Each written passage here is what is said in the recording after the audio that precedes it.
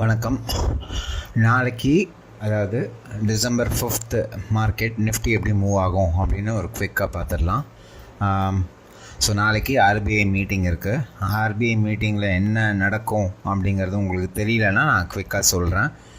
RBI மீட்டிங்கில் எப்பயுமே rate cut அப்படிங்கிறது ஒரு கான்செப்ட் கொண்டு வருவாங்க. ரேட் கட் அப்படின்னா என்னென்னா, இப்போது மார்க்கெட்டில் இன்ட்ரெஸ்ட் ரேட், பேங்க்ஸ் இன்ட்ரெஸ்ட் ரேட்லாம் இருக்கிறது வந்து கம்மி பண்ணலாமா ஜாஸ்தி பண்ணலாமா, இதுதான் டிஸ்கஸ் பண்ணி அவுட்கமாக கொண்டு வருவாங்க. மார்க்கெட்டில் ரேட் கட் கம்மி பண்ணாங்க, ரெப்போ ரேட் கம்மி பண்ணாங்க அப்படின்னு சொன்னாங்கன்னா என்ன ஆகும்னா, பேங்க்ஸில் இன்ட்ரெஸ்ட் ரேட்ஸ் கம்மியாகும். பேங்க்ஸ் நம்மளுக்கு லோன்ஸு கம்மி இன்ட்ரெஸ்ட் ரேட்டில் கொடுப்பாங்க. இதுதான் கான்செப்ட். ஸோ மக்கள் ஜாஸ்தி காசு இன்வெஸ்ட் பண்ணுறதுக்கு ரெடியாக இருப்பாங்க, ஈஸியாக லோன்ஸ் வாங்கி. நம்பர் 1, மார்க்கெட்டில் அது வந்து என்ன ஆகும், மார்க்கெட்டோட சென்டிமெண்ட் பாசிட்டிவாக மாற்றும். மார்க்கெட் சென்டிமெண்ட் பாசிட்டிவ் ஆச்சுன்னா மார்க்கெட் மறுபடியும் ஆல் டைம் ஹைஸ் கிட்ட போகிறதுக்கு சான்சஸ் ரொம்ப ஜாஸ்தி. ஸோ ஆர்பிஐ மீட்டிங்கில் ரேட் கட் பண்ணாங்க, அதாவது இருக்கிற ரேட் பாயிண்ட்ஸோட கம்மி பண்ணாங்க, ரேட் ஆஃப் இன்ட்ரெஸ்ட் கம்மி பண்ணாங்கன்னா மார்க்கெட் புல்லிஷாக மாறுறதுக்கு சான்சஸ் ஜாஸ்தி. அதே மார்க்கெட்டில் வந்து ரேட் கட் இன்ட்ரடியூஸ் வந்து பண்ணுறது வந்து நெகட்டிவ், அதாவது இன்க்ரீஸ் பண்ணுறாங்க அப்படின்னாக்க, இன்ட்ரெஸ்ட் ரேட் இன்க்ரீஸ் பண்ணாங்க அப்படின்னா மார்க்கெட் நெகட்டிவாக மாறுறதுக்கு ரொம்ப சான்சஸ் ரொம்ப ஜாஸ்தி. ஓகே, இதுதான் நாளைக்கு நடக்க போகுது. நாளைக்கு கம்ப்ளீட்டாக நியூஸ் பேஸ்டு மார்க்கெட்டாக தான் இருக்கும். ஸோ மூவ்ஸ் கொஞ்சம் வாலட்டைலாக இருக்கிறதுக்கும் சான்சஸ் ஜாஸ்தி. ஸோ நம்ம எப்படி ட்ரேட் பிளான் பண்ணலாம் அப்படிங்கிறது குவிக்காக பார்க்கலாம். ஸோ 15 minutes டைம் ஃப்ரேமில் இன்றைக்கி மார்க்கெட் ஒரு புல்லிஷ் சேஞ்ச் ஆஃப் கேரக்டர் கொடுத்துட்டு ஒரு ரீட்ரேஸ்மெண்ட் ஃபேஸில் ஓடிட்டுருக்கு. இப்போ இந்த ரீட்ரேஸ்மெண்ட் ஃபேஸ் ஓடிட்டுருக்கிறத நீங்கள் பார்த்தீங்கன்னா, கடைசியாக இருந்த இதை கொஞ்சம் டிலீட் பண்ணுறேன். ஸோ கடைசியாக இந்த புல்லிஷ் சேஞ்ச் ஆஃப் கேரக்டர் கொடுக்கும்போது இருந்த லாஸ்ட் ஓப்பன் டிமாண்ட் இதுதான் கரெக்டாக. இந்த ஓப்பன் டிமாண்ட்லேருந்து மார்க்கெட்டை இன்னொரு நியூ ஹையர் ஹை கொடுத்துச்சா அப்படின்னா க்ளோசிங் டைம் போது கொடுக்க முடியல, ஏன்னா டைம் இல்லை அப்படிங்கிறனால, ப்ளஸ் சென்செக்ஸோட எக்ஸ்பைரி, அதனால் கொடுக்க முடியல. ஸோ இது எப்படி கண்டினியூ ஆகும் நாளைக்கு அப்படின்னா, சப்போஸ் இங்கே ஃபார்ம் பண்ணியிருக்கிற லாஸ்ட் டிமாண்ட், இந்த டிமாண்ட் வந்து எப்படி ரியாக்ட் ஆகுது அப்படிங்கிறது நாளைக்கு ரொம்ப ரொம்ப இம்பார்ட்டண்ட். ஸோ ஏன் இந்த டிமாண்ட் ரொம்ப இம்பார்ட்டன்ட் அப்படிங்கிறது கான்செப்ட் புரிஞ்சுக்குங்க. இதுக்கப்புறமா வேறு எந்த டிமாண்டுமே ஓப்பனில் இல்லை, எல்லாமே ரீடெஸ்ட் பண்ணியிருக்கு. விக்கோட எல்லாமே ரீடெஸ்ட் ஆகிருக்கு. இதுதான் இருக்கிற last demand which is open. பிளைண்டாக நம்ம ஒரு பொசிஷன் ட்ரை பண்ணலாம்.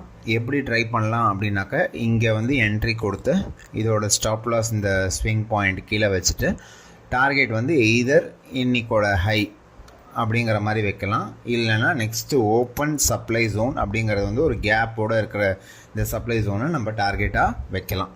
இது வந்து ட்ரேட் பிளான் நம்பர் 1. என்ன கேட்டிங்கன்னா, இது வரைக்கும் வச்சுட்டு இதுக்கப்புறமா ட்ரேட் பண்ணுறது ரொம்ப எஃபிஷியன்ட், ரொம்ப எஃபெக்டிவாகவும் இருக்கும்.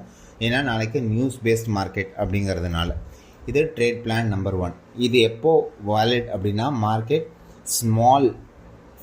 Flat to small gap down தான் ஓப்பன் ஆகணும், அதாவது இந்த ரேஞ்ச்குள்ளேயே தான் ஓப்பன் ஆகணும்.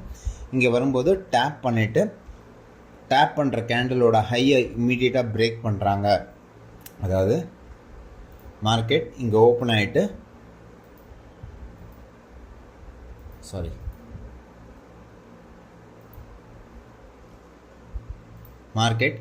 ஆகிட்டு ஸ்மால் டேப் பண்ணிவிட்டு, இந்த டேப் பண்ண இந்த கேண்டில், இதுதான் அந்த கேண்டில் டேப் பண்ணுதுன்னா, இந்த டேப் பண்ண கேண்டலோட ஹை பிரேக் பண்ணோன்னே இம்மீடியட்டாக நம்ம என்ட்ரு பண்ணிடலாம். ஏன்னா அதுக்கப்புறமா புல் பேக்ஸ் நடக்கிறது கஷ்டம்.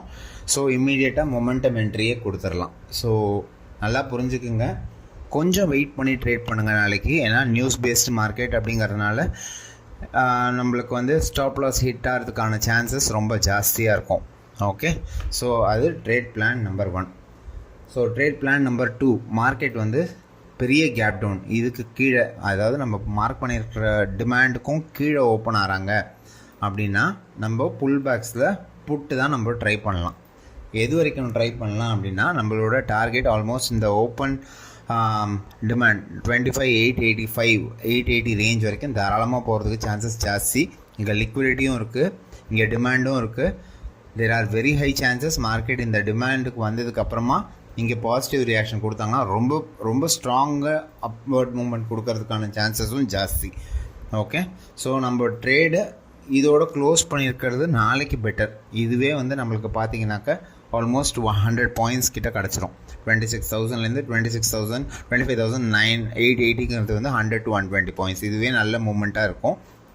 இது இது கொஞ்சம் டீசென்ட் கேப் டவுன்னா நம்மளுக்கு க்ளோசிங் இருக்கிற கேண்டில் கிட்ட வந்து நம்மளுக்கு சப்ளை ஆக்ட் ஆகும். ஸோ அந்த சப்ளை தொடும்போது தாராளமாக புட்டு இறங்குறதுக்கு பற்றி பார்க்கலாம். ஓகே, ஏன் இதை பற்றி பார்க்கலாம் அப்படின்னு சொல்லிட்டு நான் சொல்கிறேன்னா, இதுக்கப்புறமா வந்து நம்மளுக்கு ஓப்பன் சப்ளைஸ் மேலே இந்த லெக் ஆஃப் ப்ரைஸ் ஆக்ஷனில் இது ஒன்று தான் இருக்குது. இங்கேருந்து ரியாக்ட் ஆகலாம், இல்லை இங்கேருந்து ரியாக்ட் ஆகலாம். So better to try here. இந்த பாயிண்ட் வந்து ஸ்டாப் லாஸாக வச்சுட்டு நம்ம ட்ரை பண்ணலாம்.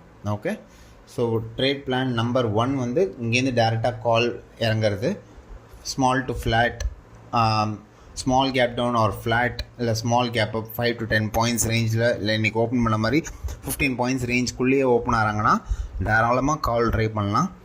ரொம்ப பெரிய கேப் டவுன் ஓப்பன் ஆகிறாங்க அப்படின்னாக்க நம்ம புல் பேக்ஸில் புட்டு தான் ட்ரை பண்ண போகிறோம். ரொம்ப பெரிய கேப் ஓப்பன் ஆகிறாங்க அப்படின்னா நம்ம மீட்டிங்கில் என்ன நடக்குது அப்படின்னு தான் பார்க்கணும். அப்போ வந்து இன்றைக்கி ஃபார்ம் பண்ணியிருக்கிற லாஸ்ட் கேண்டிலே டிமாண்டாக ஆக்ட் ஆகும். இங்கேருந்தே market can run away. So அப்போது ரியாக்ஷன்ஸ் எப்படி இருக்குது அப்படின்னு பார்த்துட்டு தான் நம்ம டிசைட் பண்ணணும். எதுவாக இருந்தாலும் நாளைக்கு 10 மணிக்கு ஆர்பிஐ மீட்டிங் இருக்குது. நாளைக்கு முடிஞ்ச அளவுக்கு குவான்டிட்டி சைஸ் கம்மி பண்ணிக்கிங்க.